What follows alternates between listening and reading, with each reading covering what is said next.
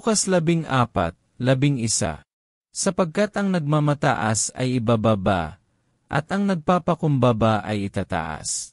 Ama, salamat na pagpapakumbaba ang paraan, upang matanggap namin ang iyong biyaya. Alisin mo sa amin ang kapalaluan at gawin mo kaming mapagpakumbaba sa paglapit sa iyo.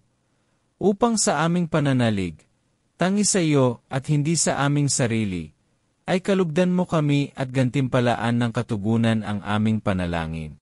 Sa pangalan ni Jesus. Amen.